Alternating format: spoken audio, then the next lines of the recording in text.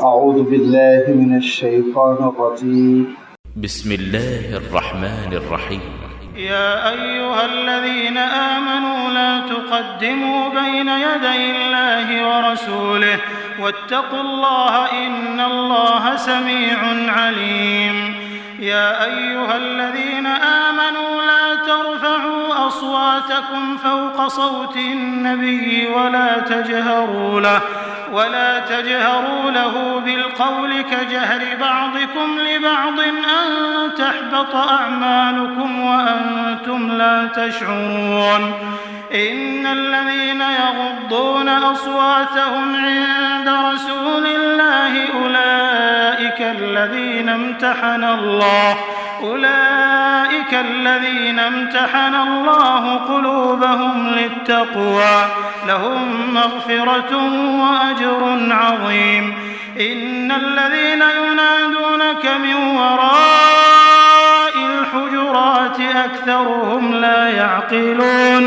ولو أنهم صبروا حتى تخرج إليهم لكان خيرا لهم والله غفور رحيم يا أيها الذين آمنوا إن جاءكم فاسق بنبأ فتبينوا أن تصيبوا قوما بجهالة فتصبحوا على ما فعلتم نادمين واعلموا أن فيكم رسول الله لو يطيعكم في كثير من الأمر لعنتم ولكن الله حبب إليكم الإيمان وزينه في قلوبكم وكره إليكم الكفر والفسوق والعصيان أولئك هم الراشدون فضلا من الله ونعمة والله عليم حكيم. صدق الله العظيم. الحمد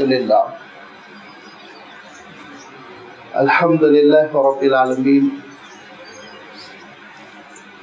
والصلاة والسلام على سيد المرسلين وعلى آله وأصحابه أجمعين أما بعد.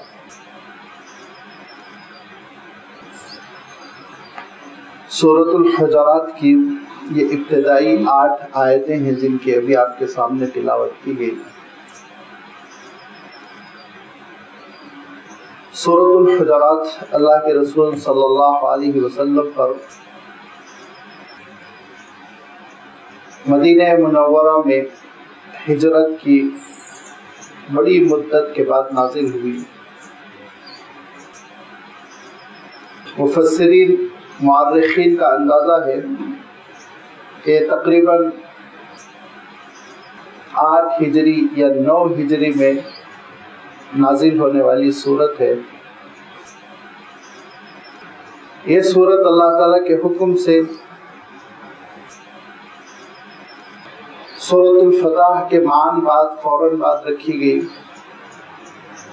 کیونکہ آپ دیکھیں گے کہ سورۃ الفتح میں اللہ تعالیٰ نے جہاں اپنے رسول کی فتح کی خوشخبری سنائی، صلح حدیبیہ کے بعد جو حالات تبدیل ہوئے اور سن 6 ہجری کے اس سفر کے بعد جو میدان ہموار ہوا اسلام کی تبلیغ کے لیے، اللہ تعالیٰ کے دین کی دعوت کے لیے، وہ اتنا غیر معمولی تھا کہ ایسے حالات اس سے پہلے کبھی نہیں پیدا ہوئے تھے. امن پھیل گیا، عافیت کا زمانہ آیا، ایک دوسرے کو سمجھنے کا موقع ملا، جنگیں بند ہو گئی، مسلمانوں کو آگے بڑھنے کا موقع ملا. اللہ کے رسول صلی اللہ علیہ وسلم نے جب راستوں کو پرامن پایا تو دور دور تک اپنے قافلوں کو دوڑا دیا. اللہ کے رسول صلی اللہ علیہ وسلم کے نمائندے روم پہنچ گئے، ایران پہنچ گئے، ملک شام پہنچ گئے، اور وہ بھی اللہ کے رسول صلی اللہ علیہ وسلم کے خطوط کے ساتھ، اور بڑی تعداد میں عرب قبیلے مدینہ منورہ آنے لگے، مدینہ منورہ کی سوسائٹی کو دیکھنے لگے، مسلمانوں کو دیکھنے لگے، آپ صلی اللہ علیہ وسلم کی خدمت میں حاضر ہونے لگے، نمازوں کا مشاہدہ کیا، ڈسپلین کو دیکھا، مسلمانوں کے کردار کو دیکھا، اور متاثر ہوتے چلے گئے کہ ایک انتشار کی وہ زندگی بسر کر رہے تھے، اصول و ضابطے کا نام نہیں تھا، جنگ و جدال میں جی رہے تھے۔ اب انہوں نے جب یہ دیکھا محبتیں کس کو کہتے ہیں، اخوت کس کو کہتے ہیں، اپنائیت کس کو کہتے ہیں، تو تیزی سے حالات بدلنے لگے اور تیزی سے لوگ اسلام قبول کرنے لگے۔ بڑے بڑے قبیلے آتے اور وہ بڑے بڑے قبیلے اسلام قبول کر لیتے، اور پھر اس کے بعد اب ان کی تربیت کے مسائل ہیں۔ اب اس کے بعد ان قبیلوں کو اور اطراف و اکناف کے جو عرب اب اسلام میں داخل ہو رہے ہیں ان کو صحیح اسلام بتانا ہے، لہذا نئے حالات ہے۔ جو صحابہ اللہ کے رسول صلی اللہ علیہ وسلم کے ساتھ روز اول سے تھے، مہاجرین اور انصار، ان کی تو بڑی تربیت ہو چکی تھی، اور ان کی کیفیت یہ تھی کہ اللہ تعالیٰ نے ان کے سلسلے میں گواہی دی کہ والذین معہ اشداء علی الکفار ورحماء بینہم، کہ کفر کے معاملے میں بڑے سخت، ایمان والوں کے ساتھ بڑے نرم، اور ارشاد فرمایا کہ کبھی تم ان کو سجدوں میں دیکھو گے، کبھی رکوع میں، حالت نماز میں اللہ کا فضل تلاش کرتے ہوئے، اس کے دربار میں روتے ہوئے، گڑگڑاتے ہوئے۔ ایک نئی کیفیت تھی جس کو دنیا دیکھ رہی تھی، اور یہ وہ سبقت کر جانے والے وہ صحابہ تھے جو فتح مکہ سے پہلے اسلام لا چکے ہیں۔ وہ بہت قریب تھے حضور اکرم صلی اللہ علیہ وسلم سے، بڑی انہوں نے صحبتوں کی نعمت پائی تھی، اور ان صحبتوں نے ان کو وہ جلا بخشی تھی کہ ایک نورانی سوسائٹی وجود میں آ چکی تھی۔ اس سوسائٹی کا اللہ تعالیٰ نے تذکرہ کیا آخری آیت میں جو گزر چکی ہے، کہ ایک باغبان نے باغ لگایا اور دھیرے دھیرے کونکلیں نکلی اور نرم نرم درخت برآمد ہوئے، اور پھر وہ تناور درخت میں تبدیل ہو گئے، اپنے تنوں پر درخت کھڑے ہوئے ہیں، باغ لہلہا رہا ہے، بہار آئی ہوئی ہے، تو مالی کو یوجب الذرا لیغیظ بہم الکفار، باغبان کو جو خوشی ہو رہی ہے اللہ تعالیٰ نے اس خوشی کا تذکرہ فرمایا کہ اللہ کے رسول صلی اللہ علیہ وسلم کے قلب اطہر کو اطمینان ہو گیا کہ جو پود میں نے لگائی تھی آج اس میں بہار آ چکی ہے۔ اب اس کے بعد سے اب نئے نئے لوگ آ رہے ہیں، لہذا نئے نئے مسائل کھڑے ہو رہے ہیں، اور پھر ان نئے مسائل میں صحابہ کی تربیت ہونی ہے۔ لہذا آپ دیکھیں گے سورہ حجرات میں اللہ تعالیٰ نے ان نئے مسائل کا تذکرہ فرمایا، اور نئے آنے والے مسلمانوں کی تربیت کا سامان اور انتظام فرمایا، اور اس کے ساتھ ساتھ رسول کا تعلق امت سے، امت کا تعلق رسول سے کیسا ہونا چاہیے، کن بنیادوں پر ہونا چاہیے، کیا ادب و احترام ہونا چاہیے، کیا محبت ہونی چاہیے، کیا عقیدت ہونی چاہیے، یہ ساری چیزوں کا آپ تذکرہ دیکھیں گے سورہ حجرات میں آئے گا۔ نیز ایک اہم ترین بات یہ کہ خود امت کا آپس میں ایک دوسرے سے کیسے رابطہ ہونا چاہیے، اور یہ جو دینی اخوت ہے، دینی بھائی چارگی ہے، یہ کیسے برقرار رہے گی، کیسے قائم ہوگی، اللہ تعالیٰ نے اس کے لیے بہت ہی اہم نفسیاتی نقطہ بیان فرمایا۔ یہ ساری چیزیں آپ دیکھیں گے سورۃ الحجرات میں دھیرے دھیرے آ رہی ہیں۔ آغاز ہوا ایک ایسے مسئلے سے جو بڑا اہم تھا کہ اب اسلام کا مسئلہ ایسا نہیں ہے کہ چند لوگوں میں محدود منحصر ہو، اب اسلام کا مسئلہ ایک بڑی سلطنت بنی ہوئی ہے، اور آپ الفاظ سمجھنے کے لیے استعمال کر لیں جیسے ایک پارلیمنٹ وجود میں آ چکی ہے، مجلس شورا ہے جو حضور اکرم صلی اللہ علیہ وسلم کی خدمت میں بیٹھتی ہے، اب نئے انداز ہے گفتگو کے، اور نئے مسائل ہیں، مسائل کو حل کرنے کے، لہذا اللہ تعالیٰ نے ان کا تذکرہ کرتے ہوئے آغاز فرمایا یا ایھا الذین آمنوا لا تقدموا بین یدی اللہ ورسولہ، اے ایمان والو اللہ اور اس کے رسول سے آگے بڑھنے کی کوشش نہ کرو، آگے بڑھنے کی کوشش نہ کرو۔ اس کا مفہوم کیا ہے کہ جو اللہ تعالیٰ کا منشا ہے اور جو رسول کی رائے ہے اس رائے سے آگے بڑھ کر اپنی رائے دینے کی کوشش نہ کرو، رائے دینے میں احتیاط کرو۔ واتقوا اللہ، اللہ کا تقوی اختیار کرو۔ ان اللہ سمیع علیم، بے شک اللہ تعالیٰ سننے والا بھی ہے، جاننے والا بھی ہے۔ بالخصوص روایتوں میں عام طور پر ایک واقعہ آتا ہے کہ ایک بڑا قبیلہ بنی تمیم اسلام قبول کیا اور اس قبیلے کا امیر کس کو بنایا جائے یہ مشورہ ہو رہا تھا۔ حضرت ابوبکر صدیق رضی اللہ تعالیٰ عنہ نے رائے دی، اقرا ابن حابس اسی قبیلے کا ایک شخص تھا، اس کے بارے میں کہ اللہ کے رسول آپ ان کو امیر بنا دیجئے۔ حضرت عمر رضی اللہ تعالیٰ عنہ نے اختلاف کیا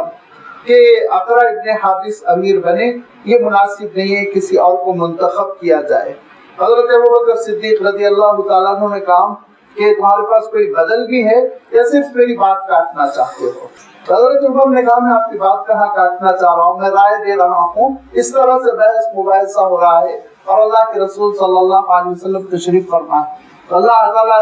ارشاد فرماتا ہے کہ تمہارے لیے زیبا نہیں ہے کہ رسول کے سامنے تم بحث مباحثہ کرو، اپنی رائے کا اظہار کرو، اپنی رائے پہ اصرار کرو اور اپنی رائے کو زیادہ زور کے ساتھ پیش کرنے کی کوشش کرو۔ ہرگز نہیں، رائے تم نے اپنی پیش کر دی، اس کے بعد فیصلہ تو اللہ کے رسول صلی اللہ علیہ وسلم کریں گے۔ یاد رکھیے رسول جو ہوتا ہے وہ اتھارٹی، اس کا فیصلہ ہوتا ہے، کیونکہ اللہ کے رسول صلی اللہ علیہ وسلم کا معاملہ یہ تھا کہ خود اللہ تعالیٰ نے اعلان فرمایا کہ وما ينطق عن الهوى، کہ وہ خواہش کی بنیاد پہ تو بولتے ہی نہیں ہیں، ان هو الا وحی یوحى، وحی کی بنیاد پر اللہ کے رسول صلی اللہ علیہ وسلم گفتگو فرمایا کرتے تھے۔ لیکن اللہ تعالیٰ نے اپنے نبی کو یہ حکم دے رکھا تھا کہ امت سے مشورہ بھی لیا جائے تاکہ مشورے کا مزاج بنے، لہذا اللہ کے رسول صلی اللہ علیہ وسلم مشورہ لیتے تھے اور اللہ کے رسول صلی اللہ علیہ وسلم نے کبھی کبھی مشورہ قبول بھی کیا۔ یہ نہیں کہ میری ہی بات یہی چلے گی، آپ صلی اللہ علیہ وسلم نے مشوروں کو قبول بھی کیا۔ اور ایک مرتبہ تو اللہ کے رسول صلی اللہ علیہ وسلم کے سامنے یہ آیا کہ یہاں قافلہ ٹھہرے مناسب نہیں ہے، اللہ کے رسول صلی اللہ علیہ وسلم نے سبب پوچھا، سبب بتایا حضرت سلمان فارسی نے کہ آگے کنواں ہے، اگر ہم کنویں سے پہلے ٹھہر جائیں گے تو دشمن کنویں پہ قبضہ کر لے گا، ہم کو پانی سے محروم کر دے گا، لہذا ہم آگے بڑھے، کنویں کے آگے جا کر ہم پڑاؤ ڈالیں تاکہ پانی ہمارے کنٹرول میں رہے، ہم بھی پیئیں گے، دشمن کو بھی پلائیں گے۔ اللہ کے رسول صلی اللہ علیہ وسلم نے ارشاد فرمایا بات انہوں نے حق کہی، اچھی بات کہی، ان کی بات مانو اور آگے بڑھو، آگے بڑھنے کے بعد پڑاؤ ڈالو۔ تو وَإِذَا شَاوِرْهُ کہ مشورہ لیتے تھے اللہ کے رسول صلی اللہ علیہ وسلم، لیکن ارشاد فرمایا کہ وَإِذَا عَزَمْتَ فَتَوَكَّلْ عَلَى اللَّهِ، لیکن فیصلہ آخر میں رسول کا ہوگا۔ یاد رکھو مشورہ امت کے مزاج کے لیے ہے، تربیت کے لیے، لیکن فیصلہ رسول کا ہوگا، لہذا رسول کے فیصلے سے آگے بڑھنے کی کوشش نہ کرو اور رسول کی بات سے آگے بڑھنے کی کوشش نہ کرو۔ یا ایھا الذین آمنوا لا تقدموا بین یدی اللہ ورسولہ، کہ دیکھو اللہ اور اس کے رسول سے سبقت لے جانے کی کوشش نہ کرو۔ اور بالخصوص مفسرین نے تشریح کرتے ہوئے ارشاد فرمایا کہ جیسے اللہ کے رسول صلی اللہ علیہ وسلم کی مجلس میں رائے زنی کرنے میں سبقت نہ لے جانے کی اللہ تعالیٰ نے تاکید کی، ایسے ہی جب کبھی کتاب اللہ کا حکم آ جائے اور ایسے ہی جب کبھی حدیث کا حوالہ آ جائے تو پھر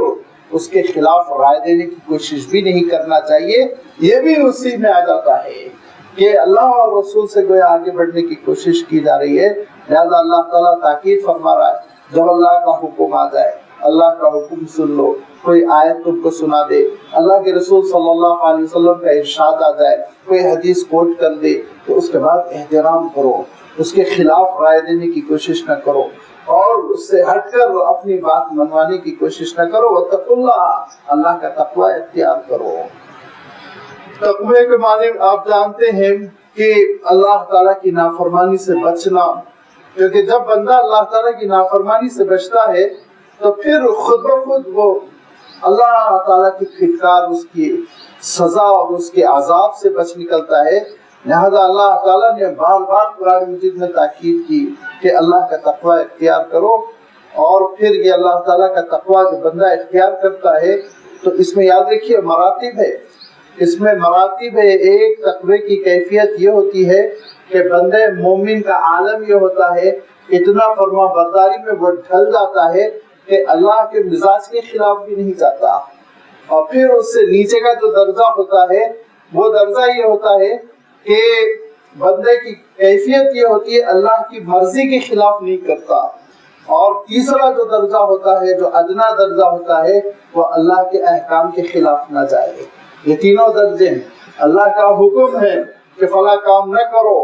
لہذا اب وہ کام اگر کیا جا رہا ہے تو گویا اس کے پاس تقویٰ نہیں ہے۔ اللہ تعالیٰ نے کہا کہ غلط چیزوں کو نہ دیکھو، نگاہوں پر کنٹرول کرو۔ اے نبی، مومن مردوں سے بھی آپ کہہ دیں، مومن خواتین سے بھی آپ کہہ دیں کہ اپنی نگاہوں پر قابو رکھیں، ناجائز چیزوں کو نہ دیکھیں۔ اب تقویٰ کیا ہے کہ نگاہوں پر بندے مومن قابو رکھے، یہ اللہ کا حکم ہے۔ یہ احکام کا پاس و لحاظ رکھنا، احکام کا احترام کرنا۔ لیکن بسا اوقات صلحاء اور اولیاء اللہ جن کے بارے میں اللہ تعالیٰ ارشاد فرماتا ہے ان اولیاءہ الا المتقون، ان کی کیفیت یہ ہوتی ہے کہ نہ صرف احکام بلکہ مرضیات کیا ہے، اللہ کی رضا کیا ہے، اس کی رضا کے خلاف بھی جانے کی کوشش وہ نہیں کرتے۔ لہذا اس بات کا اہتمام کرتے ہیں کہ جس کو عام اصطلاح میں ہم فقہی اصطلاح میں آسانی کے لیے مکروہ کہتے ہیں، مکروہ تنزیہی کہتے ہیں، مکروہ تحریمی کہتے ہیں، اس کے بعد ہم اپنے لیے جواز کی شکل نکالتے ہیں، مکروہ نہ کر دیا تو کیا حرام تھوڑی ہے۔ لیکن ان صلحاء کا، اولیاء کا عالم یہ ہوتا ہے کہ ان ناپسندیدہ چیزوں کو بھی نہیں اپناتے ہیں، کیونکہ اللہ کے رسول صلی اللہ علیہ وسلم کا ایک ارشاد ہے، کمال تقوی یہ ہے، کمال تقوی یہ ہے کہ تم ان ناپسندیدہ باتوں میں الجھنے سے بچنے کے لیے ان باتوں سے بھی بچو جو اگرچہ کہ حرام نہیں ہے، ممنوع نہیں ہے، لیکن راستہ بن رہا ہے، دھیرے دھیرے قربت ہو رہی ہے، لہذا اس راستے پہ بھی نہ چلو۔ جس کے بارے میں عرض کرتا رہتا ہوں کہ حضرت موسیٰ علیہ السلام نے کیا کہا جب حضرت شعیب کی صاحبزادی آپ کو لینے کے لیے آئیں تو حضرت موسیٰ علیہ السلام نے کہا میرے پیچھے سے راستہ بتاؤ، میرے پیچھے سے راستہ بتاؤ، دائیں جانا ہے، بائیں جانا ہے، سیدھے جانا ہے، سامنے نہ چلو۔ کیوں؟ یہ دیکھیے کہ احتیاط حضرت موسیٰ علیہ السلام نے کی کہ نگاہوں پر کنٹرول تو کرنا ہے، اور ابھی یہ واقعہ نبوت سے بہت پہلے کا ہے۔ ابھی حضرت موسیٰ علیہ السلام رسول و نبی نہیں بنائے گے، وہ 20-22 سال کے نوجوان ہیں، مدین پہنچے ہیں مصر سے ہجرت کر کر فرعون کے چنگل سے بچنے کے لیے، اور اس موقع پر وہ جو کنویں پر پانی دینے کا واقعہ پیش آیا سورۃ القصص میں اس کی پوری تفصیل ہے، آپ ملاحظہ کر لیں۔ اس کے بعد پھر جب حضرت شعیب نے بلایا حضرت موسیٰ علیہ السلام کو کہ وہ میرے گھر مہمان بنے، اور ایک صاحبزادی ان کو لینے کے لیے آئی، تو حضرت موسیٰ کہتے ہیں کہ میرے پیچھے پیچھے چلو، پیچھے سے راستہ بتاؤ۔ کیوں؟ اس لیے کہ مبادا میری نگاہ نہ پڑ جائے غیر محرم پر۔ سامنے وہ چل رہی ہیں، راستہ بتا رہی ہیں، تو لازمی بات ہے کتنا بھی نگاہ چکائیے ایک آدھ بار نگاہ اٹھ جائے گی۔ اسی لیے حضرت موسیٰ علیہ السلام نے کہا کہ پیچھے سے تم چلو، راستہ بتاؤ، دائیں جانا ہے، بائیں جانا ہے۔ یہ ہوتا ہے تقوی کا دوسرا معیار۔ اور تیسرا معیار جو مزاج کا ہوتا ہے، اللہ کے مزاج کو سمجھ لینا کہ اگر میں یہ کام کروں تو ارحم الراحمین معاف تو کرے گا، لیکن اس کے مزاج کے موافق نہیں ہے، اس کے مزاج کے مطابق چلنا۔ وہ رزاق ہے، اس کے خزانے میں کمی نہیں، وہ داتا ہے، تقسیم کرتا ہے، لہذا اللہ کے رسول صلی اللہ علیہ وسلم ارشاد فرماتے ہیں میرے گھر عورت کے پہاڑ کے برابر سونا آ جائے میں اس کو شام نہیں ہونے دوں گا، خرچ کر دوں گا، یہی کہ لوگوں میں تقسیم ہو جائے نہ رہے۔ وہی داتا کی شان، اللہ کی صفت کا ایک پرتو اللہ کے رسول صلی اللہ علیہ وسلم کی ذات پر پڑا ہوا ہے، یہ آخری معیار ہے، اونچا معیار ہے۔ لہذا ارشاد فرمایا تم تقوی اختیار کرو، پہلے درجے کا تقوی اختیار تم کو کرنا ہے کہ اللہ کے احکام کی خلاف ورزی نہ ہو، اس کا حکم نہ ٹوٹے، کہ اللہ تعالیٰ تاکید کر رہا ہے کہ اللہ اور اس کے رسول سے سبقت لے جانے کی کوشش نہ کرو، آگے بڑھنے کی کوشش نہ کرو، لہذا اب اس کا تو تم کو لحاظ رکھنا ہے، اس لیے کہ اللہ تعالیٰ سننے والا ہے، دیکھنے والا ہے، وہ تمہاری گفتگو بھی سن رہا ہے اور وہ تمہاری نیتوں سے بھی بخوبی واقف ہے۔ اور یہی نہیں بلکہ یاد رکھو، جب کبھی تم رسول کی مجلس میں حاضر ہو تو تمہاری صفت یہ ہونی چاہیے، تمہاری کیفیت یہ ہونی چاہیے، یا ایھا الذین آمنوا لا ترفعوا اصواتکم فوق صوت النبی، اے ایمان والو اپنی آوازوں کو نبی کی آواز سے بلند نہ کرو، نبی کی آواز سے بلند نہ کرو، زور زور سے بولنا اور زور زور سے بول کر مجلس میں اپنے وجود کو جتانا اور اس کے بعد سے سامنے والے کو بات سننے پہ مجبور کرنا، یہ انسان کی نفسیات ہوتی ہے۔ اور اس طرح کی بعض حرکتیں اور اس طرح کی بعض چیزیں نئے نئے مسلمانوں سے سرزد ہو رہی تھی، جو حضور اکرم صلی اللہ علیہ وسلم کی مجلس میں آتے حاضر ہوتے تو ان کو ابھی آداب نہیں معلوم ہے، دور دراز سے آ رہے ہیں، لہٰذا وہ گفتگو کرتے اور گفتگو بلند آواز سے کر رہے ہیں، اتنی بلند آواز سے کہ خود اللہ کے رسول صلی اللہ علیہ وسلم کی آواز سنائی نہ دے رہی ہو۔ فرمایا ہرگز نہیں، تم کو اس بات کی اجازت نہیں، نبی کی آواز پر تم اپنی آواز کو بلند نہیں کر سکتے۔ عالم یہ ہوا کہ حضرت ابوبکر صدیق رضی اللہ تعالیٰ عنہ اتنی دھیمی آواز میں گفتگو کرنے لگے کہ صحابہ کہتے ہیں کہ ہم کو استفسار کرنا پڑتا تھا کہ آپ نے کیا کہا، کیونکہ ڈر گئے تھے، خوف پیدا ہو گیا تھا کہ میری آواز گئی اور اللہ کے رسول صلی اللہ علیہ وسلم کی آواز سے بلند نہ ہو جائے۔ ارشاد فرمایا وَلَا تَجْهَرُوا لَهُ بِالْقَوْلِ كَجَهْرِ بَعْضِكُمْ لِبَعْضٍ، آپس میں ایک دوسرے سے تم جو گفتگو کرتے ہوئے جہر کرتے ہو، آواز کو بلند کرتے ہو، جہرا کے معنی ظاہر کرنا، جہرا کے معنی آواز کو بلند کرنا، تو تم آپس میں گفتگو کرتے ہوئے جس طرح آواز کو بلند کرتے ہو ویسے نبی کے سامنے آواز کو بلند کرنے کی کوشش نہ کرو۔ ایک صحابی مجلس میں آنا انہوں نے چھوڑ دیا، حضور اکرم صلی اللہ علیہ وسلم کی چونکہ شان تھی کہ تفقد احوال خبرگیری فرماتے تھے، فلاں کیوں نہیں نظر آ رہے ہیں، فلاں کی کیسی صحت ہے، لہذا حضور اکرم صلی اللہ علیہ وسلم نے کہا کہ وہ نظر نہیں آ رہے ہیں کئی دنوں سے، تو آپ نے اپنے نمائندے کو بھیجا کہ بھائی جاؤ خیریت لو، ہو سکتا صحت وغیرہ خراب ہو۔ نمائندہ جب ان کے گھر پہنچا تو وہ گھر میں بند ہے اور مستقل روتے رہتے ہیں، مستقل روتے رہتے ہیں۔ تو ان سے پوچھا کہ کیا بات ہو گئی، کیوں آپ ایسے گھبرائے ہوئے ہیں، نڈھال ہے؟ انہوں نے کہا کہ اصلاً میں جہوری الصوت ہوں، بعض لوگوں کی آواز بڑی بلند ہوتی ہے، میں بہت جہوری الصوت ہوں، اور اللہ تعالیٰ نے حکم دے دیا وَلَا تَجْهَرُوا لَهُ بِالْقَوْلِ، گفتگو میں اپنی آواز کو بلند نہ کرنا، اور میں اب گھبرا رہا ہوں، میں جاؤں گا بات کروں گا اللہ کے رسول صلی اللہ علیہ وسلم کی آواز سے، میری آواز بلند ہو جائے گی اور اس کا نتیجہ کیا ہوگا؟ ارشاد فرمایا أَن تَحْبَطَ أَعْمَالُكُمْ، کہ تمہارے اعمال برباد ہو جائیں گے، اکارت ہو جائے گے، میں گھبرا رہا ہوں، ڈر رہا ہوں۔ جب حضور اکرم صلی اللہ علیہ وسلم کو اطلاع ملی تو اللہ کے رسول صلی اللہ علیہ وسلم نے کہا کہ دیکھو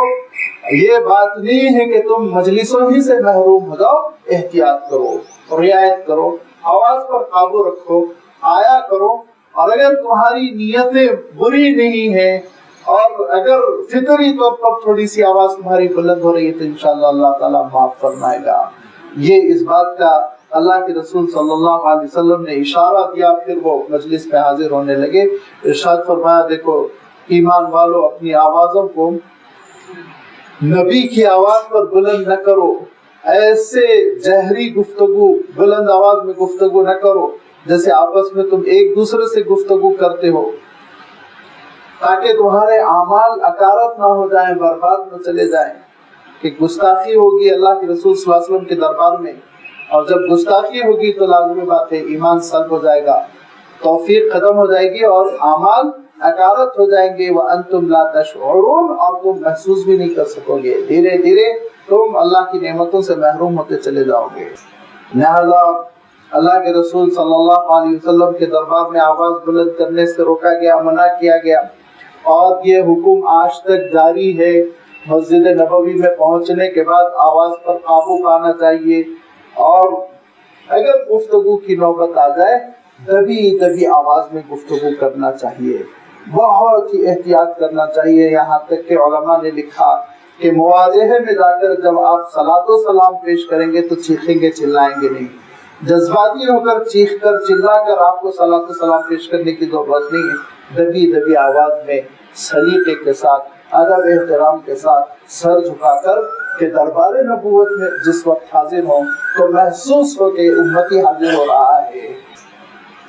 چلے جائے کہ موبائل فون کھولے ہوئے تصویر کھینچتے ہوئے چلے جا رہے ہیں، بات چیت کرتے ہوئے، تبصرے کرتے ہوئے، اور بالخصوص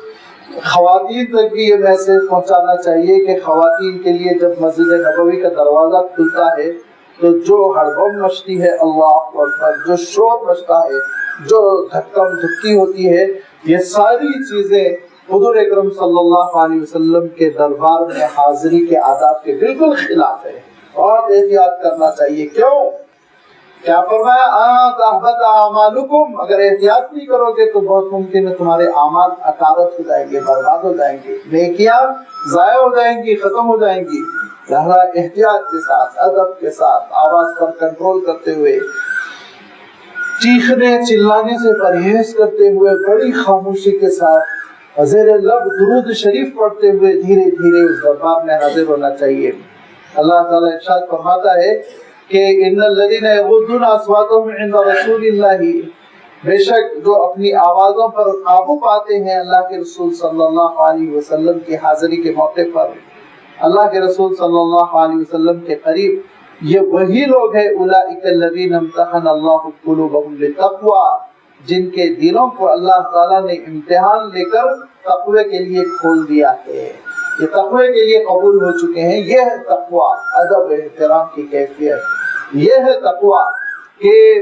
پوری طرح حقوق جو ہیں، پورے آداب جو ہیں ان کی رعایت کی جائے، بے قابو نہ ہو، جذباتی نہ ہو، شور نہ مچائے، دھکے نہ دے، اگدڑ نہ کریں۔ اگر دل کی نیت اچھی ہے، دل کی کیفیت پیاری ہے، اللہ تعالیٰ خود موقع دے گا۔ ریاض الجنہ پہنچ جاؤ گے، روزے کے قریب پہنچ سکو گے، نماز ادا کر سکو گے، دعائیں کر سکو گے، بھگدڑ مچاؤ گے، دھکے دو گے، شور مچاؤ گے، پکارو گے، بھاگو گے، تو لازمی بات ہے کہ ہو سکتا ہے اس بے احتیاطی کی وجہ سے اللہ تعالیٰ محفوظ رکھے، یہ احترام میں کمی کی وجہ سے ہو سکتا وہاں کی نمازیں قبول نہ ہوں۔ خود اللہ تعالیٰ ارشاد فرما رہا ان تحبط اعمالکم، تمہارے اعمال اکارت جا سکتے ہیں، حاضری بیکار ہو سکتی ہے، اجر نہ ملے، درود کا نذرانہ بیکار جا سکتا ہے، اجر نہ ملے۔ لہذا بہت احتیاط کرو۔ یہ پوری امت کے لیے پیغام ہے قیامت تک کے لیے، اور اس پر امت کی تربیت ہونی چاہیے کہ مسجد نبوی میں حاضر ہوں تو کن اصول کے ساتھ حاضر ہوں، کن ادب و احترام کے ساتھ حاضر ہوں۔ ارشاد فرمایا کہ دیکھو جو اپنی آوازوں پر قابو پا لیں گے اللہ کے رسول صلی اللہ علیہ وسلم کی مجلس میں، یہی وہ لوگ ہیں جن کے دلوں کو اللہ تعالیٰ نے امتحان کے ذریعے سے تقوی کے لیے قبول کیا۔ لہم مغفرتن، ان کے لیے مغفرت کا سامان بھی ہے، وَأَجْرٌ عَظِيمٌ، عظیم الشان اجر بھی ہے، بہت بڑا اجر ہے جو اللہ تعالیٰ نے ان کے لیے تیار کر رکھا ہے۔ ان الذین ینادونک من وراء الحجرات اکثرهم لا یعقلون، میں نے جیسے کہ عرض کیا کہ بڑے بڑے قافلے آتے تھے اور جمع غفیر جمع ہو جاتا تھا، لہذا ایک قافلہ آیا، قافلہ آنے کے بعد اس میں 20 لوگ ہیں اور وہ حضور اکرم صلی اللہ علیہ وسلم کے حجرات کے اطراف و اکناف گھوم رہے ہیں اور پکار رہے ہیں، یا محمد اقبل علینا، یا محمد اقبل علینا، محمد ہمارے لیے تشریف لائیے، آپ ہمارے لیے باہر تشریف لائیے۔ تو کئی غلطیاں گویا کہ ان سے سرزد ہو گئی، کئی کوتاہیاں ان سے سرزد ہو گئی۔ ایک تو انہوں نے یا محمد کہا صلی اللہ علیہ وسلم، ان کو کہنا چاہیے تھا یا رسول اللہ، ان کو کہنا چاہیے تھا یا نبی، لیکن انہوں نے نام لے کے پکارا جیسے عربوں کا رواج تھا، ناواقف تھے بیچارے، بدوی قبیلے تھے، آراب کے لوگ تھے۔ دوسری بات یہ کہ اللہ کے رسول صلی اللہ علیہ وسلم تہجد کی ادائیگی کے بعد جب فجر میں مسجد میں تشریف لے آتے تو پھر اس کے بعد سے امت کے مسائل حل کرتے رہتے، اور دیکھتے دیکھتے ظہر ہو جاتی ظہر بعد آپ اپنے گھر تشریف لے جاتے اور تھوڑی دیر آرام فرمایا کرتے تھے، جس کو قیلولہ کہتے ہیں۔ لہذا وہ قیلولے کا وقت تھا، 2-2:30 بج رہے تھے،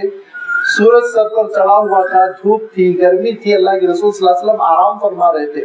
لیکن انہوں نے اتنی شور کی کہ اللہ کے رسول صلی اللہ علیہ وسلم باہر تشریف لے آئے۔ اللہ کے رسول صلی اللہ علیہ وسلم نے ایک جملہ بھی نہیں کہا،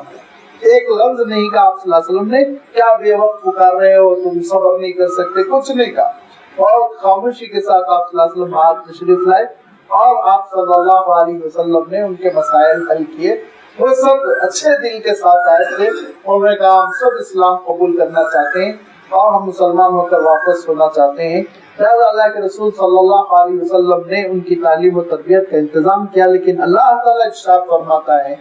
کہ جو لوگ کمروں کے باہر سے نبی کو رسول کو پکارتے ہیں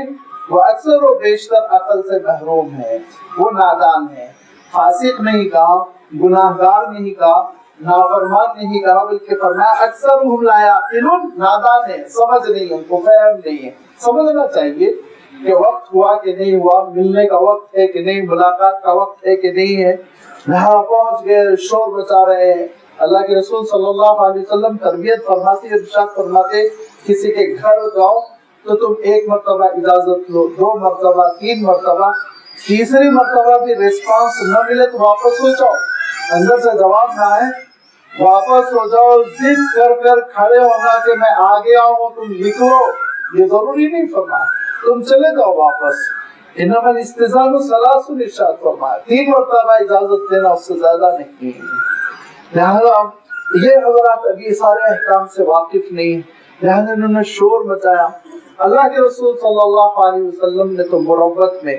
اللہ کے رسول صلی اللہ علیہ وسلم نے تو اپنی اس صفت کی بنیاد پر کہ عفو، درگزری، مہربانی، نرمی آپ کا مزاج تھا، آپ نے ان کو درگزر کر دیا، خاموش ہو گئے۔ لیکن اللہ تعالیٰ نے حکم نازل فرمایا کہ ان الذین ینادونک،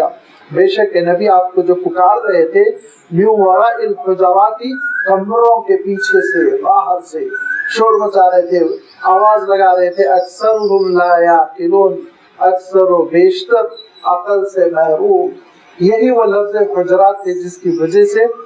اس سورت کو سورت الحجرات کہتے ہیں۔ حجرے کے معنی ہوتے ہیں کمرے کے، کمرے سے آپ ترجمہ کر سکتے ہیں کہ عرب جو ہے جو رہنے کے لیے چیز نمایاں کر کر 4 دیواری سے گھیر لیا جاتا تھا، اس کو حجرے کے نام سے موسوم کرتے تھے۔ اور غرفہ جو ہوتا تھا وہ گھر کا ایک جز ہوتا تھا، اور حجرہ مستقل بذات پورا کا پورا گھر ہوا کرتا تھا۔ یہ فرق ہے۔ غرفتن بھی ہم کمرے سے ترجمہ کرتے ہیں، لیکن غرفے کے معنی وہ ہوتے ہیں جو کمرے گھر میں ہوتے ہیں، گھر جس پر مشتمل ہوتا ہے، کہ صحن بھی ہے، دالان بھی ہے، کمرہ بھی ہے، تو ایسے موقع پہ غرفہ کہا جائے گا۔ لیکن ایک ہی حجرہ ہے، ایک ہی احاطہ ہے، اس میں آنگن کا کانسیپٹ نہیں ہے، اس میں دالان نہیں ہے، اس میں اور اندر دوسرے کمرے نہیں ہیں، ایک ہی احاطہ گھیرا ہوا ہے، تو اس کو حجرہ کہا جائے گا۔ اللہ کے رسول صلی اللہ علیہ وسلم کی یہ وہ حجرات تھے جو مسجد نبوی سے متصل تھے۔ پہلا حجرہ قبلے کی سمت وہ حضرت بی بی عائشہ رضی اللہ تعالیٰ عنہ کا تھا۔ دوسرا پھر قبلے سے اگر آپ مخالف سمت چلے جائیں، ایسے جیسے جاری مسجد، تو دوسرا حجرہ حضرت سودا کا تھا، تیسرا حضرت حفصہ کا تھا۔ ان 3 حجرات کے بعد پھر اور 3 حجرات تھے، اور ان 3 حجرات کے بعد پھر اور 3 حجرات تھے، 9 حجرے تھے۔ اور ایک حجرے کے بارے میں یہ کہا گیا 3.5 میٹر کا تھا، اس سے بڑا نہیں تھا۔ 3.5 میٹر کا ایک حجرہ تھا۔ کچی دیواروں پر کھجور کی شاخوں اور کھجور کے پتوں اور چھالوں کی چھت تھی۔ اس کی اونچائی یہ کہا گیا کہ 6 ہاتھ سے 7 ہاتھ کی تھی، 6 ہاتھ سے 7 ہاتھ کی تھی۔ یہ حجرے اللہ کے رسول صلی اللہ علیہ وسلم کے یہ بنے ہوئے تھے، اس کو کسی نے ہاتھ نہیں لگایا تھا۔ پہلے حجرے میں آپ صلی اللہ علیہ وسلم مدفون ہوئے، پھر حضرت ابوبکر، پھر حضرت عمر، اس کے بعد دھیرے دھیرے امہات المؤمنین ایک ایک کر کر وفات پاتی چلی گئی، حجرات خالی ہوتے چلے گئے۔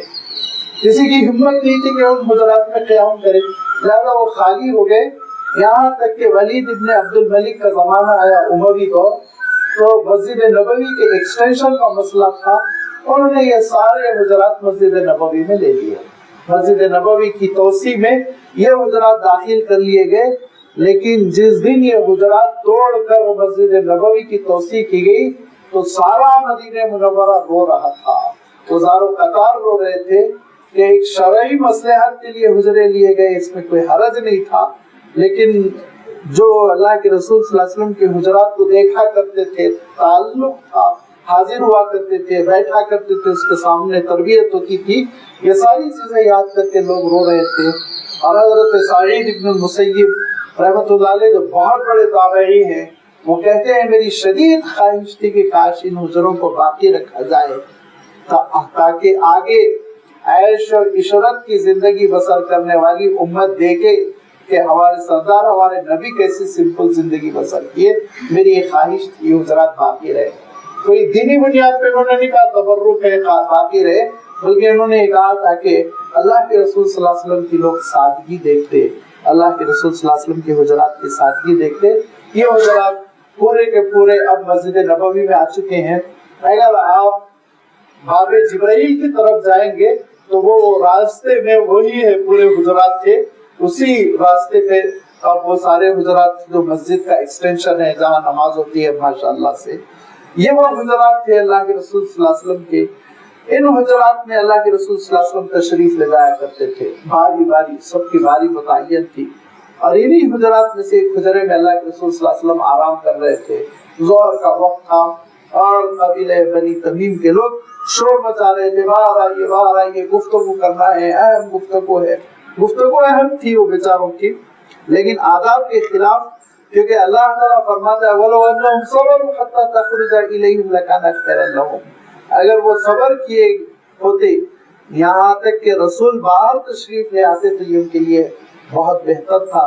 لیکن بہرحال لا علمی کی وجہ سے ان سے یہ خطا سرزد ہوئی. واللہ غفور الرحیم، اللہ تعالیٰ بہت بخشنے والا بڑا مہربان ہے. اس پہ گرفت نہیں ہو رہی ہے، بس تربیت ہو رہی ہے کہ آداب میں سے یہ ہے کہ تم ضرورت مند ہو، تم حاضر ہوئے ہو دربار نبوت میں، لہذا اللہ کے رسول صلی اللہ علیہ وسلم کو برآمد ہونے دو، باہر تشریف لانے دو. جب تشریف لے آئے تو اپنا مسئلہ پیش کرو. اس کے بعد صحابہ نے بہت احتیاط کی. کبھی کسی نے پھر اللہ کے رسول صلی اللہ علیہ وسلم کو آواز لگا کر یہ نہیں کہا باہر تشریف لائیے ہمارا مسئلہ حل کر دیجئے، خاموشی سے صبر کرتے. اور ایسی تربیت ہوئی کہ ایک مرتبہ حضرت عبداللہ ابن عباس رضی اللہ تعالیٰ عنہ ایک صحابی کے گھر حاضر ہوئے اور ایک حدیث پوچھنا تھا. اللہ کے رسول صلی اللہ علیہ وسلم کے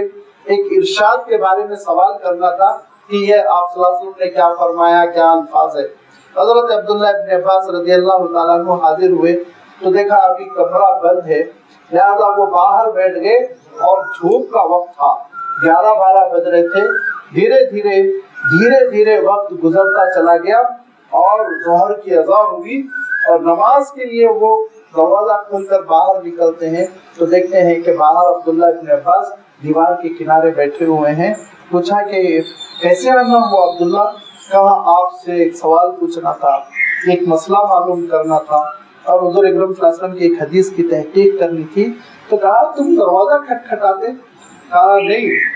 طالب ہوں میں، مطلوب آپ ہے، مجھے مسئلہ حل کرنا ہے، آپ استاذ ہیں، میں آپ کو کیوں ڈسٹرب کروں، آپ کو کیوں؟ کہا تم بھتیجے رسول ہو، حضرت عباس رضی اللہ تعالیٰ عنہ کے بیٹے ہو، چچا زاد بھائی ہو اللہ کے رسول صلی اللہ علیہ وسلم کے، لہذا تم پوچھتے. کہا کہ بہرحال میں کسی بھی خاندان کا رہوں، لیکن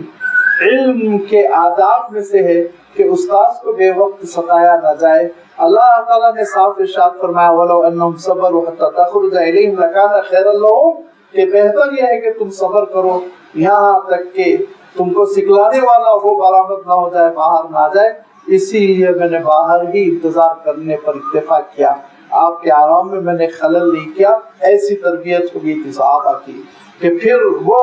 اللہ کے رسول صلی اللہ علیہ وسلم سے جب علم لینے کے سلسلے میں یہ ادب سکھایا گیا تو پھر سارے ہی اساتذہ سے علم لینے کے سلسلے میں اتنے محتاط ہو گئے اور انہوں نے اس حدیث کو، اس حکم کو اپنی زندگیوں میں نافذ کیا۔ اللہ تعالیٰ ارشاد فرماتا ہے کہ یہ نادانی کی بات ہے کہ شور مچاؤ، دانائی یہ ہے کہ صبر کرو، یہاں تک کہ اللہ کے رسول تشریف لے آئیں، اور اگر تم سے یہ خطا سرزد ہوئی تو اللہ تعالیٰ معاف کرنے والا ہے، آگے تم احتیاط کرنا۔ پھر اسی کے ساتھ اس زمانے میں یہ بھی واقعہ ہوا کہ انہوں نے اسلام قبول کیا، وہ قافلہ واپس چلا گیا، واپس جانے کے بعد سے اللہ کے رسول صلی اللہ علیہ وسلم نے ان کو بتایا ایمان یہ ہے، نماز 5 وقت کی پڑھی جائے گی، زکوٰۃ اس طرح دی جائے گی، ہمارا نمائندہ آئے گا فلاں دن اور وہ تم سے زکوٰۃ وصول کر لے گا۔ لہٰذا وہ چلے گئے، انہوں نے تیاری کی، اپنی بکریوں کو گنا، گننے کے بعد ان بکریوں پر کتنی زکوٰۃ واجب ہوتی ہے اس لحاظ سے بکریاں چھانٹ لی اور انتظار کر رہے ہیں کہ اللہ کے رسول صلی اللہ علیہ وسلم کے نمائندے آئیں گے اور ان کے حوالے ہم زکوٰۃ کر دیں گے، لیکن اللہ کے رسول صلی اللہ علیہ وسلم کے نمائندے نہیں آئے۔ وہ ولید ابن عقبہ تھے جنہوں نے اسلام قبول کیا تھا، ابھی ان کی تربیت نہیں ہوئی تھی، لیکن فزیکلی بڑے اچھے تھے، وہ جسمانی اعتبار سے وہ بڑے مضبوط تھے۔ تو اللہ کے رسول صلی اللہ علیہ وسلم نے کہا تم جاؤ اس قبیلے کے پاس اور ان سے بنو تمیم سے تم بکریاں وصول کر کے زکوٰۃ وصول کر لے آؤ۔ لہذا وہ آگے بڑھے تو ان کو خیال آیا کہ ایک مرتبہ میری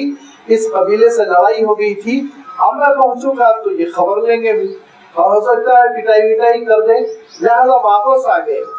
واپس آ کے انہوں نے حضور اکرم صلی اللہ علیہ وسلم سے یہ کہا کہ وہ قبیلے والے زکوٰۃ وکات دینے والے نہیں، انکار کر رہے ہیں۔ اللہ کے رسول صلی اللہ علیہ وسلم نے حضرت خالد بن ولید کو بلایا اور کہا تم جاؤ، جانے کے بعد ان سے پوچھو زکوٰۃ دو گے کہ یا نہیں دو گے، جب خوب اچھی طرح تحقیق کر لو کہ وہ زکوٰۃ دینے سے مکر گئے تو تم ان کی خبر لو، کیونکہ مجھ سے وعدہ کر کے وہ گئے۔ حضرت خالد بن ولید روانہ ہوئے اور ادھر اس قبیلے کے سردار نے انتظار کیا کہ آج نمائندہ پہنچنا چاہیے تھا، لیکن وہ نمائندہ آیا نہیں، تو وہ خود بھی اپنے خاندان والوں سے مشورہ کر روانہ ہو گئے حضور اکرم صلی اللہ علیہ وسلم کے لیے مدینہ منورہ کے لیے۔ راستے میں حضرت خالد بن ولید سے ملاقات ہوئی تو حضرت خالد بن ولید نے کہا کیا بات ہو گئی، تم لوگ جب وعدہ کر چکے تھے تو کیوں مکر گئے؟ انہوں نے کہا کوئی ہم مکرے نہیں۔ حضرت خالد بن ولید نے کہا کہ مدینے میں تو غلط خبر پھیلی ہوئی ہے، لہٰذا جاؤ فوراً اللہ کے رسول صلی اللہ علیہ وسلم کو اطلاع دو۔ وہ حاضر ہوئے اور انہوں نے اطلاع دی کہ ہمارے پاس آپ کا کوئی نمائندہ نہیں آیا، غلط فہمی ہو گئی، ہم تو انتظار کر رہے ہیں۔ تو اللہ کے رسول صلی اللہ علیہ وسلم نے جو حضرت خالد کو کہا تھا کہ اچھی طرح چھان بین کرنا پھر کوئی قدم اٹھانا، لہذا اس احتیاط کی وجہ سے مسئلہ تو نہیں بگڑا، لیکن اللہ تعالیٰ نے ایک حکم نازل فرمایا کہ یا ایھا الذین آمنوا ان جاءکم فاسق بنبأ فتبینوا، اے ایمان والو اگر تمہارے پاس کوئی شخص جو راست گو نہیں ہے، سچ نہیں بول رہا ہے، غلط بیانی سے کام لے رہا ہے، کوئی خبر لے کر آئے تو خوب تحقیق کر لو، فتبینوا، تصویر کا ایک رخ دیکھ کر فیصلہ نہ کرو، جس کے سلسلے میں خبر دی جا رہی ہے اس کو حق دو صفائی پیش کرنے کا، سوچ سمجھ کے اقدام کرو، فتبینوا ان تصیبوا قوما بجہالۃ، کیونکہ امکان اس بات کا ہے کہ ناواقفیت کی وجہ سے، عدم علم کی وجہ سے، معلوم نہ ہونے کی وجہ سے کوئی قوم مصیبت میں نہ مبتلا ہو جائے۔ اگر طیش میں آ کر اللہ کے رسول صلی اللہ علیہ وسلم حضرت خالد بن ولید کو یہ کہہ دیتے جاؤ ان کی خبر لو،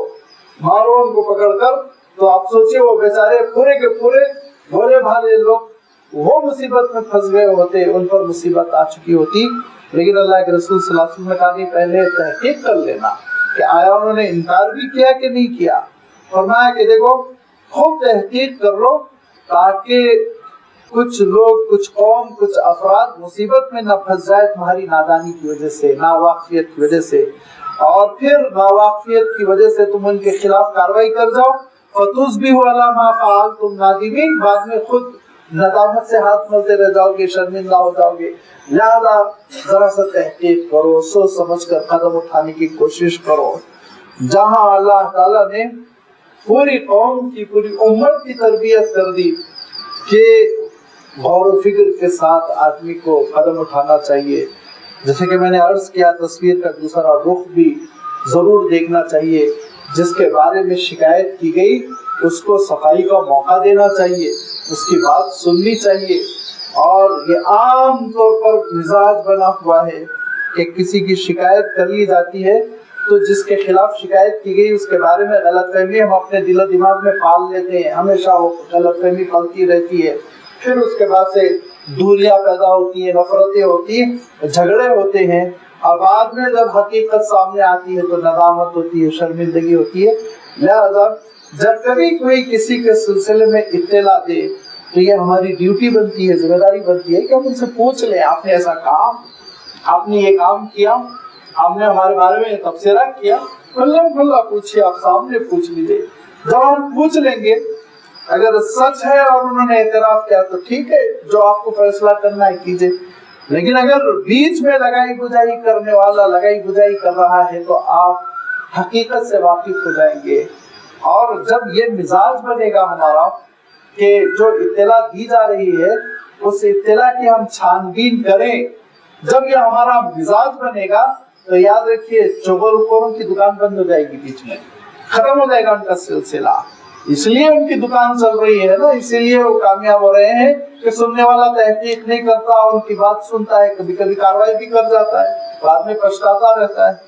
और आजकल तो आलम ये हो गया, जो मैसेज हम लोग फॉरवर्ड करते रहते हैं ना, वो इसी हुक्म की खिलाफ वर्जी हम करते हैं। अभी ये बात आपकी खिदमत में अर्ज की जा चुकी है, अल्लाह का हुक्म आ जाए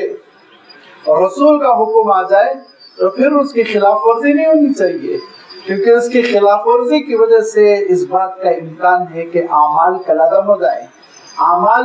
वो वैलिड न रह जाए अल्लाह ताला के पास, नेकियां कारत चली जाए। लिहाजा ये हुक्म है कि जब तुम्हारे पास कोई खबर पहुंचे, कोई भी खबर, फतवय्यनु, तहकीक करो, उठा के उंगली दबाया, फॉरवर्ड कर दिया, और बुराइयां हैं और गलत खबरें हैं और लोगों के सिलसिले में बुरी बातें हैं, सोसाइटी में तेजी के साथ फैलती चली जा रही हैं। ये इस्लाम के खिलाफ जो इब्लीस का निजाम है, इस्लाम के खिलाफ जो शैतानी निजाम है ना, उस शैतानी निजाम में है झूठ का प्रचार, झूठ को फैला, जिसका सबसे बड़ा आलेकार मीडिया बना हुआ है। झूठी खबरों को फैलाना और उन झूठी खबरों के जरिए से तनख्वाह खाना। जो जितना बड़ा झूठा है उसका चैनल उतना ज्यादा मशहूर है। जिसका आलम ये हो गया है आजकल कि झूठ को फैलाने पर उसको पैसे मिल रहे हैं। धीरे धीरे हम मुसलमान भी उनके शिकार हो गए, उनकी रविश पर चल पड़े। अब हमारे हाथ में तो मीडिया है नहीं, इतनी तो तौफीक नहीं है कि अपने वलीमों और शादियों में जरा खर्चे कम करके बड़ा एक मुसलमानों का चैनल बने इंटरनेशनल, इतनी तो तौफीक नहीं है। अब है क्या, तो हमारे हाथ में है बस वही व्हाट्सएप वगैरह, और उसी के जरिए से झूठी खबरें फैलाते रहते, झूठी बातें फैलाते रहते। जब कभी हमारे पास कोई पैगाम आ जाए तो फिर पूरी तरह हम तहकीक करें, उसकी जड़ तक जाए, उसकी तह में जाए। सच है तो आप आगे बढ़ाइए, और सच भी है तो हमेशा आगे बढ़ाना जरूरी नहीं होता। याद रखिए, हमेशा हर चीज आगे बढ़ाना तो जरूरी नहीं होता। अगर जरूरत महसूस हो रही है कि इसको आगे बढ़ाया जाए तो आगे बढ़ाया जाए, वरना उसको वहीं दफना दिया जाए, खत्म कर दिया जाए। जब ये उम्मत का मिजाज बनेगा तो खुद ब खुद झूठों की दुकान बंद हो जाएगी, खुद ब खुद गलत खबरें हमारे माशरे में राइज नहीं हो सकेंगी। अल्लाह ताला इरशाद फरमाता है कि याद रखो, अगर तुम ऐसा नहीं करोगे, तहकीक नहीं करोगे और फासिक की, गुनाहगार की, बदकार की, झूठे की बात सुनकर आगे बढ़ाते चले जाओगे, तो फिर एक तरफ एक मासूम की किरदार कुशी हो जाएगी, उसको तकलीफ पहुंचेगी। दूसरी तरफ हम खुद आगे चल के शर्मिंदा होंगे, नादिम होंगे कि क्या हमने कर दिया, गलत बात कह दी जिसकी वजह से नुकसान हुआ। लिहाजा ताकीद की अल्लाह ताला ने कि हमेशा तहकीक कर कर सच को फैलाना चाहिए, सच का प्रचार करना चाहिए, झूठ से इज्तिनाब करना चाहिए। हुजूर अकरम सल्लल्लाहु अलैहि वसल्लम साफ इरशाद फरमाते हैं कि तुम तक एक बात पहुंची और तुमने बगैर तहकीक के उसको आगे तक पहुंचा दिया तो तुम भी झूठों की चेन में से हो, तुम भी एक झूठे हो। आहदुल काज़िबीन फरमाया, तुम भी एक झूठे हो। تحقیق کرو، بات سچ ہے آگے بڑھو، بات سچ نہیں آگے نہ بڑھاؤ۔ یہ ہے اسلام کا مزاج کہ معاشرے میں سچائی پھیلے، معاشرے سے جھوٹ کی جڑیں اکھاڑ کر پھینک دی جائے، یہ اسلام کا مزاج ہے۔ اور شیطان کا مزاج کیا ہے؟ شیطان کا مزاج یہ ہے کہ معاشرہ جھوٹ کی بنیاد پر جیے اور جھوٹ کی بنیاد پر لڑے، جھوٹ کی بنیاد پر دوریاں ہوں، جھوٹ کی بنیاد پر دشمنیاں ہوں، انسان خوشی کے ساتھ زندگی بسر نہ کرے۔ یہ ہے شیطانی نظام جو آج لا دیا گیا۔ اللہ تعالیٰ ارشاد فرماتا ہے کہ اے ایمان والوں، جب تمہارے پاس کوئی فاسق شخص کوئی خبر لائے تو تم ذرا تحقیق تو کرو کہ سچ بھی ہے کہ نہیں ہے، تاکہ تم نادانی میں کسی قوم کو مصیبت کا شکار نہ کر دو، اور پھر نادانی میں یہ فعل کرنے کے بعد فَتُصْبِحُوا عَلَىٰ مَا فَعَلْتُمْ نَادِمِينَ، اپنے فعل پر، اپنی غلطی پر نادم ہو کر رہ جاؤ۔ وَاعْلَمُوا أَنَّ فِيكُمْ رَسُولَ اللَّهِ، جان لو تمہارے درمیان اللہ کے رسول موجود ہیں۔ اور یہ اسی لیے اللہ تعالیٰ بات ارشاد فرما رہا ہے کہ مشوروں میں خواہش ہوتی تھی میری بات مانی جائے، اور بالخصوص جو عربوں کی نفسیات تھی، قبیلے کا سردار ہوں میں، لہذا میری بات کو ترجیح دی جائے، یہ جو مینٹلٹی تھی، اللہ تعالیٰ ارشاد فرماتے ہیں کہ تمہارے درمیان کون ہے؟ اللہ کے رسول ہے۔ لَيُطِيعُكُمْ فِي كَثِيرٍ مِّنَ الْأَمْرِ، بہت ساری آراء میں، بہت سارے معاملات میں اگر تمہاری بات سننے لگیں گے، لَعَنِتُّمْ، تم خود مشقت میں پڑ جاؤ گے۔ عنتا کے معنی ہوتے مصیبت میں پڑ جانا، لَعَنِتُّمْ، تم خود مصیبت و مشقت میں پڑ جاؤ گے، تمہارے لیے خود مسائل ہو جائیں گے۔ اللہ کے رسول صلی اللہ علیہ وسلم جو فیصلہ فرماتے ہیں اس میں تمہارے لیے خیر ہے، تمہارے لیے بھلائی ہے۔ اللہ کے رسول صلی اللہ علیہ وسلم کے فیصلوں پر اعتماد کرو، اللہ کے رسول صلی اللہ علیہ وسلم کے فیصلوں پر سر تسلیم خم کرو۔ وہ یاد رکھو کہ ایمان سے تم محروم تھے، ایمان تم کو نہیں ملا تھا، یہ اللہ کا ایک فضل ہے۔ وَلَكِنَّ اللَّهَ حَبَّبَ إِلَيْكُمُ الْإِيمَانَ، وہ اللہ تعالیٰ ہے جس نے تمہارے دلوں میں ایمان کو جاگزی کر دیا، محبوب بنا دیا، مقبول بنا دیا۔ وَزَيَّنَهُ فِي قُلُوبِكُمْ، اور تمہارے دلوں میں ایمان کو خوشنما کر دکھایا۔ ایمان پر تم مطمئن ہو گئے، اسلام پر تم مطمئن ہو گئے، ورنہ اسلام کا تعارف نہیں تھا، ایمان کا تعارف نہیں تھا، ایمان سے محروم تم زندگی بسر کر رہے تھے۔ کتنا بڑا اللہ تعالیٰ کا فضل ہوا کہ اس نے تم کو ایمان عطا کیا۔ اتنی بڑی نعمت ہے، اتنی بڑی نعمت ہے کہ اس نعمت کی حقیقت کو تم سمجھ لو تو پھر اس کے بعد تمہاری زندگی پوری کی پوری ایمان کے تقاضوں کے مطابق بسر ہوتی ہے۔ وَكَرَّهَ إِلَيْكُمُ الْكُفْرَ وَالْفُسُوقَ وَالْعِصْيَانَ، اللہ تعالیٰ ہے جس نے تمہارے دلوں میں کفر، فسق و فجور، گناہوں سے اور نافرمانیوں سے نفرت ڈال دی، اور اللہ تعالیٰ نے توفیق دی۔ اگر اللہ کی توفیق نہ ہوتی تو تم کو یہ کیفیت نہ ملی ہوتی، گناہوں کے دلدادہ ہوتے تو۔ اگر اللہ تعالیٰ نے توفیق نہ دی ہوتی تو پھر معصیتوں کے خوگر ہوتے، عادی ہوتے، اور گناہ تم کو گناہ نہ لگتا۔ آج تم کو کراہیت ہوتی ہے شراب سے، آج تم کو کراہیت ہوتی ہے زنا سے، آج تم کو کراہیت ہوتی ہے جھوٹ سے۔ کیوں؟ اللہ نے تم کو یہ توفیق دی۔ کتنے لوگ ہیں جو شراب کو چائے کی طرح پی رہے ہیں، ان کے دل میں کوئی نفرت نہیں۔ کتنے لوگ ہیں جو خنزیر سے غذا حاصل کر رہے ہیں، ان کے دل میں کوئی کراہیت نہیں، لیکن اللہ نے تم کو یہ نعمت دی ہے۔ ایمان والے گھرانے میں اللہ نے پیدا کیا، ایمان کی دولت سے اللہ تعالیٰ نے نوازا۔ وہی ہے جس نے کرہ الیکم، کراہیت ڈال دی، نفرت، ناپسندیدگی ڈال دی تمہارے دلوں میں کفر کے لیے، فسوق، دین سے نکل جانے کو فسقہ کہتے ہیں۔ فاسق کے معنی دین سے نکل گیا، دائرے دین سے باہر آ گیا۔ لہذا اس کا آپ ترجمہ کر سکتے ہیں کہ گناہوں سے، گناہوں کا عادی ہونا۔ والعصیان، نافرمانی، عصا کے معنی ہوتے ہیں حکم نہ ماننا، نافرمان ہو جانا۔ یہ نافرمانی، گناہوں اور کفر کو کون ناپسند کروایا تمہارے دلوں میں؟ کس نے تمہارے دلوں میں ایمان کی محبت پیدا کی؟ کس نے ہدایت کی راہ پر تم کو گامزن کیا؟ اللہ نے۔ جب پروردگار نے کیا، اللہ تعالیٰ نے کیا، تو اس کا شکر یہ ہے کہ تم اس کی فرما برداری کی زندگی بسر کرو۔ جب فرما برداری کی زندگی بسر کرو گے، اولئک هم الراشدون، یہ ہیں وہ لوگ جو ہدایت یافتہ ہیں، راہ راست پر ہیں، اور یہ ہیں وہ لوگ جن کے لیے اللہ تعالیٰ نے راہیں کھول دی، ہدایت دے دی، بات سمجھ میں آ گئی، اب یہ نادان نہیں ہے، شعور کے ساتھ زندگی بسر کر رہے ہیں۔ فضلا من اللہ و نعما، یہ اللہ کا ایک فضل ہے اور یہ اللہ کی ایک نعمت ہے جو تم کو ملی ہوئی ہے۔ اور جب نعمت ملی ہوئی ہوتی ہے، یاد رکھیے، تو وہ نعمت اس بات کا تقاضا کرتی ہے کہ اس پہ شکر ادا کیا جائے اور اس کی قدر کی جائے۔ صحت کی نعمت ملی ہوئی ہے، آپ اگر قدر نہیں کریں گے دھیرے دھیرے صحت ہاتھ سے چلی جائے گی۔ دولت کی نعمت ملی ہوئی، قدر نہیں کی، اسراف کیا، فضول خرچی کی، دھیرے دھیرے دولت کی نعمت ہاتھ سے چلی جائے گی۔ تو یہ جو دنیا کی چھوٹی چھوٹی نعمتیں ہیں، یہ نعمتوں کی ناقدری کی وجہ سے نعمتیں ہاتھ سے چلی جاتی ہیں۔ تو پھر روحانی نعمت، اخروی نعمت جو لاسانی ہے، جس کی کوئی قیمت نہیں ہے، ایمان، ہدایت، توفیق، یہ جب اللہ تعالیٰ نے تم کو عنایت فرما دیا اور اس کی ناقدری کرو گے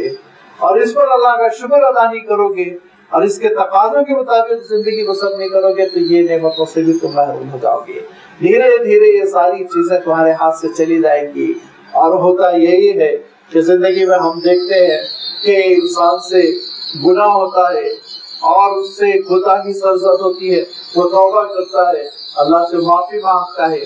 اور پھر راہ راست پر رہتا ہے، تو اللہ تعالیٰ اس کے ایمان کو بچاتا رہتا ہے۔ لیکن ایک انسان سے گناہ ہوتا ہے، خطا ہوتی ہے اور اس پر وہ دندناتا ہوا پھرتا ہے اور پھر اس کے بعد سے اس کو نبھانے کے لیے دوسرا گناہ کرتا ہے اور پھر اس کے بعد تیسرا گناہ کرتا ہے، لگاتار گناہ کرتا ہے اور اپنے گناہوں کی پھر تعویل کرنا شروع کر دیتا ہے۔ اپنے گناہوں کی تعویل کرتا ہے، اس کے معنی یہ ہوتے ہیں کہ اپنے گناہ کی وہ دین کی روشنی میں تشریح کرنے کی کوشش کرتا ہے۔ یہ میرا مفہوم ہے، یوں میں نے سمجھا ہے، یوں میں نے قرآن مجید سے عرض کیا ہے، یوں میں نے حدیث سے اس کو سمجھا ہے، لہذا گناہ کی وہ تعویل کرتا چلا جاتا ہے۔ تو پھر ایک وقت آتا ہے کہ اللہ تعالیٰ اس سے توفیق سلب کر لیتا ہے، اور جس کو اللہ تعالیٰ نے ارشاد فرمایا انتحبط اعمالکم، کہ پھر اعمال اکارت چلے جاتے ہیں، سجدوں سے وہ محروم ہو جاتا ہے، نمازوں سے وہ محروم ہو جاتا ہے، نیکیوں سے وہ محروم ہو جاتا ہے، اور اللہ تعالیٰ اس سے ایمان اور ہدایت کو ایسا چھین لیتا ہے کہ کافروں کی موت کو مرتا ہے۔ لہذا اللہ تعالیٰ ارشاد فرماتا ہے کہ یاد رکھو، یہ اللہ تعالیٰ کی جانب سے جو فضل ملا ہے نا، اس کی قدردانی کرو، اور اس کی قدردانی یہ ہے کہ ان کے تقاضوں کے مطابق زندگی بسر کرو۔ واللہ علیم حکیم، اللہ تعالیٰ بخوبی واقف ہے، وہ دیکھ رہا ہے تم کیا کر رہے ہو، اس کے علم میں ہے، لیکن وہ مہلت دیتا ہے کیونکہ وہ حکیم ہے، اس کے پاس دانائی ہے، حکمت ہے، اس کی حکمت تقاضا کرتی ہے کہ مہلت پہ مہلت دو، بندے کو کئی بار مہلت دو تاکہ کہیں تو وہ توبہ کر کے اللہ کی طرف لوٹ کر آئے۔ لیکن لازمی بات ہے، ایک حد ہوتی ہے، حد سے تجاوز کر لینے کے بعد سے پھر بندے کو توفیق سے محروم کر دیتا ہے، ہدایت سے محروم کر دیتا ہے۔ لہذا اولئک هم الراشدون کی تفسیر بننا چاہیے، ہدایت یافتہ، توفیق یافتہ، خطا پر، کوتاہی پر ندامت، فوراً اللہ تعالیٰ کی طرف لوٹنا، امت کا یہ ہے مزاج اصل اسلام کا۔ اور اس کے بعد سے پھر اللہ تعالیٰ نے ارشاد فرمایا کہ یہ تو اللہ کے رسول صلی اللہ علیہ وسلم کے دربار کی حاضری کے آداب تھے، آواز دبی دبی ہو، نگاہیں جھکی جھکی ہو، اور رائے زنی کی کوشش نہ کی جائے، اپنی رائے رسول کی رائے پر مقدم رکھنے کی کوشش ہرگز نہ کی جائے۔ یہ سارے وہ آداب کے بعد خود امت ایک دوسرے کے ساتھ کیسے زندگی بسر کرے، اور یہ معاشرہ اسلامی سوسائٹی کیسے وجود میں آئے گی، اور ان کے خود آپس میں جینے کے کیا قرینے کے آداب ہونا چاہیے، ان کا تذکرہ آنے والی آیتوں میں کیا انشاءاللہ آئندہ اتوار اس کی وضاحت آپ کی خدمت میں رکھی جائے گی۔ وآخر دعوانا ان الحمدللہ رب العالمین۔